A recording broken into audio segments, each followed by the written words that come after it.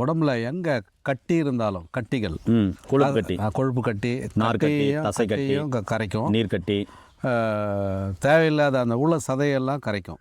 கெட்ட கொலஸ்ட்ரால், ஆமாங்க, டீஜல் அதிகமாக இருக்குனாக்க குறைக்கும். ஐயா வணக்கம் ஐயா. வணக்கம் ஐயா. ஐயா நிறைய பேர் பார்த்திங்கன்னா வெயிட் லாஸ் பண்ணுறதுக்கு ஜிம்முக்கு போகிறாங்க, அதுக்கப்புறம் வாட்டர் ஃபாஸ்டிங் இருக்காங்க, இல்லைன்னா பழங்கள் மட்டுமே சாப்பிட்றாங்க, இல்லை அப்படின்னா நான்வெஜ் மட்டுமே சாப்பிட்றாங்க, அப்படி இல்லைனாக்க சாப்பிடாம உண்ணாவிரதம் இருக்காங்க, இல்லைனா சமச்சீர் உணவு எடுத்துக்கிறாங்க, பேலன்ஸ் டயட் எடுக்கிறாங்க. ஏதோ ஒரு வகையில் உடல் வெயிட் லாஸ் பண்ணுறதுக்கு பாடாப்படுறாங்க.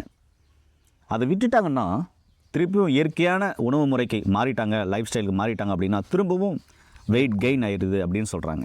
சரி, இதுக்கு சித்த மருத்துவத்தில் என்ன மாதிரியான சிகிச்சை முறை இருக்குது?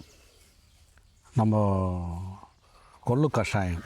கொள்ளு கஷாயம் இது என்ன பண்ணும் அப்படின்னா, காலை மாலை 2 வேளை எம்டி ஸ்டமக்கில் வெறும் வயிற்றில் கஷாயம் வச்சு குடிச்சிட்டு வரணும். இது நல்ல அந்த கலோரின்னு சொல்லுவாங்க, கலரி பேர்ன் பண்ணும். நல்லா தேவையில்லாத அந்த ஊழச்சதை அதெல்லாம் வந்து இது எரித்து அந்த கொழுப்பெல்லாம் குறைக்கும்.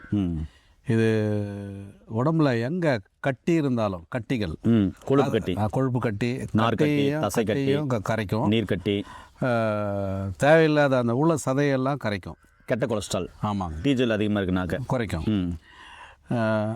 இது கூட வந்து பார்த்திங்கன்னா நம்ம இந்த தந்தச்சூரணம் நம்ம அடிக்கடிக்கு பதிவுகளில் சொல்லணும். டூத் பேஸ்ட் அவாய்ட் பண்ணுங்கள். காலை மாலை கிரியா யோகத்தில் 2 முறை வந்து குடல் சுற்றி வயிற்றை க்ளீன் பண்ணணும். அதாவது இந்த வெயிட் லாஸ்க்கு வெறும் உணவு முறை நீங்கள் ஆல்ரெடி நீங்கள் ஃபாலோ பண்ணுறத அதை எடுத்துக்குங்க, கூட இதையும் எடுத்துக்குங்க. மேற்கொண்டு நான் சொல்கிறதையும் கொஞ்சம் ஃபாலோ பண்ணிங்கன்னா எளிய முறையில் மாதத்துக்கு ஒரு 4-5 கிலோ குறைக்கலாம். சடனாக 10-20 குறைச்சாலும் ரிஸ்க் அதிகம். மாதத்துக்கு 4-5 கேஜின்றீங்களா ஐயா? ஆமாம். இப்போ அதை குறைக்கும் போது உடலில் ஏதாவது பாதிப்புகள் வருமா? இல்லை, இந்த 4-5 கிலோங்கிறது எந்த பாதிப்பையும் கொடுக்காது. ஏன்னா ரொம்ப சேஃப் ஜோனில் தான் நம்ம கொண்டு போகிறோம். 2 முறை குடல் சுத்தி பண்ணணும், காலை மாலை.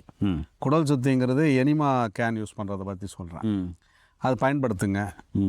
இரவில் வந்து எந்த உணவையும் சமைச்ச உணவும் எடுக்காதீங்க.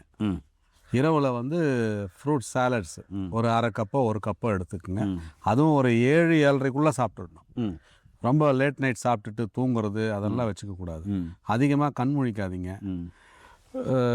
காலையில் உடற்பயிற்சி சிறிதளவு, ரொம்ப மெனக்கட வேண்டாம், ஸ்வெட்டிங் ஆனால் போதும், அந்த அளவுக்கு எடுத்தால் போதும். இதை மட்டும் கொஞ்சம் ஸ்ட்ரிக்டாக ஃபாலோ பண்ணிங்கன்னா, நான் சொன்ன டிப்ஸ் எல்லாம் ஃபாலோ பண்ணிவிட்டு இதை எடுத்துக்கிட்டு வந்தீங்கன்னு சொன்னால், இது வந்து சூரணம் காலையில் ஒரு 1/4 ஸ்பூனு, இரவு வந்து ஒரு 1/4 ஸ்பூன் உணவுக்கு முன்னாடி எடுத்துக்கிட்டு வரணும். தேனில் குழச்சி சாப்பிட்டா போதும். எடுத்துக்கிட்டு ஒரு 4-5 கிலோ சேஃப்டியாக குறையும். ஆமாம் ஐயா. இது என்ன ஐயா? இது பார்த்தீங்கன்னா நம்ம பற்பம் செந்தூரம் ஆட் பண்ணுறோம், அதனால் கொஞ்சம் பத்தியம் இருந்தால் நல்லாயிருக்கும். இதை பற்றி சொல்லுங்கள். அசைவ உணவுகளை அவாய்ட் பண்ணுங்கள். அதிகமான ப்ரோட்டீன் எடுக்காதீங்க. இப்போதைக்கு கொஞ்சம் டயட் கண்ட்ரோலில் இருங்க. நம்ம சேஃப் ஜோன், ரொம்ப ஓவர் வெயிட் லாஸ்லாம் வேண்டாம். ஓரளவுக்கு நார்மல் வந்த பிறகு நீங்கள் கொஞ்சம் கொஞ்சமாக உணவில் நீங்கள் அன்றாட சாப்பிடக்கூடிய உணவுகளை கொஞ்சம் கொஞ்சமாக சேர்த்துக்குங்க. மாதத்துக்கு ஒரு எடையை செக் பண்ணிக்கோங்க. செக் பண்ணிட்டு அதுக்கேற்ற மாதிரி தேவையான அளவுக்கு உணவுகளை எடுத்துக்கோங்க. சரிவிகித உணவாக எடுத்துக்கோங்க. இந்த சரிவிகித உணவு அப்படின்னு சொன்னால் நிறைய பேருக்கு பார்த்தீங்கன்னாக்க, நான் நிறைய வீடியோ சொல்லிட்டேன், நீங்களே ஒரு பதிவை போடுங்க. சரிவிகித உணவு அப்படின்னா என்ன? பேலன்ஸ் டயட்னு சொல்கிறாங்களே, இது பெரும்பாலும் யாரும் பேச மாட்டேன்றாங்க.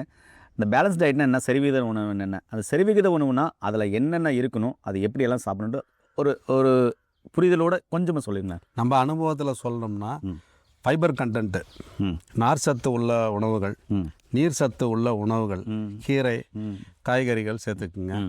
காலையில் பார்த்தீங்கன்னா எளிதில் ஜீரணமாகக்கூடிய உணவாக எடுத்துக்குங்க. மதியம் வந்து நல்லா ஃபுல்லாக சாப்பிடுங்க. ஆனால் பசி எடுத்து சாப்பிட்ணும். 3 வேளையும் பசி எடுக்காமல் சாப்பிடக்கூடாது, பசி எடுத்தால் தான் சாப்பிட்ணும்.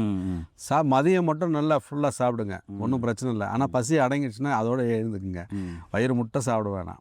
எப்போ சாப்பிட்டாலும் அரை வயிறு சாப்பிடுங்க, 1/4 வயிறு தண்ணி, பெரியவங்க சொல்கிறது தான், 1/4 வயிறு காற்று. இந்த ஃபார்முலா யூஸ் பண்ணிங்கன்னா உங்களுக்கு வெயிட் போடவே போடாது. பசி அடங்கின பிறகும் சாப்பிட்றோம் பாருங்கள், அதுதான் வியாதியே. அதுதான் வெயிட் போடுறது. நல்லா அரை வயிறு சாப்பாடு, கால் வயிறு தண்ணி, கால் வயிறு காற்று. இதுதான் சரிவிகித உணவு. மற்றபடி நீங்கள் விரும்பி சாப்பிடுங்க, பசிச்சு சாப்பிடுங்க, அவ்வளோதான். எது சாப்பிட்டாலும் ஜீரணம் ஆகக்கூடிய பொருளாக தேர்ந்தெடுத்து சாப்பிடுங்க. ரொம்ப அருமைங்க ஐயா. ஐயா என்ன சொல்ல வரேன்னா, ருசிக்காக சாப்பிடாம பசிக்காக சாப்பிட்டு பழகுங்கன்னு சொல்ல வர்றாரு. அதே மாதிரி ஐயா சொன்ன மாதிரி 6 சுவை உள்ள உணவுகள் எடுத்துக்கிறது ரொம்ப ரொம்ப நல்லது. அது சரிவிகித உணவு. அதில் நிறைய இருக்குது. அதாவது கொழுப்பு சத்து இருக்குது, புரோட்டீன் இருக்குது, மாவுச்சத்து இருக்குது. நம்ம சொல்லிட்டு போயிட்டே இருக்கலாம். ரொம்ப சிம்பிளாக சொல்லணும்னா ஒரு 6 சுவையில் உணவுகள் சொல்லணும் அப்படின்னு சொன்னால் ஒரு 2 சொல்லலாம். என்ன அப்படின்னு சொன்னால், 1 நெல்லிக்காய், 6 சுவைகள் அதில் இருக்குது. இன்னொன்று அதிமதுரம், அதுவும் 6 சுவை இருக்குது. தேவைப்படுறவங்க கண்டிப்பாக பயன்படுத்திக்கோங்க. வெயிட் லாஸ் பண்ணுறவங்களுக்கு இந்த வீடியோ பயனுள்ளதாக இருக்கும்னு நினைக்கிறேன். தேவைப்படுறவங்க கீழே போகிற நம்பருக்கு கால் பண்ணிங்கன்னா படித்த பட்டதாரி மருத்துவம்லாம் இது மாதிரியான மருந்துகளும் அதே மாதிரி உணவியல் முறை, வாழ்வியல் முறை, உங்களுடைய உணவில் பேலன்ஸ் டயட் அதை பற்றின புரிதலும் உங்களுக்கு சொல்லி நோய் நொடி இல்லாமல் ஆரோக்கியமாக வாழ்கிறதுக்கு கண்டிப்பாக ஹெல்ப் பண்ணுவாங்க. மீண்டும் இன்னொரு அருமையான பதிவு சந்திக்கலாம். நன்றி, வணக்கம். வணக்கம் ஐயா.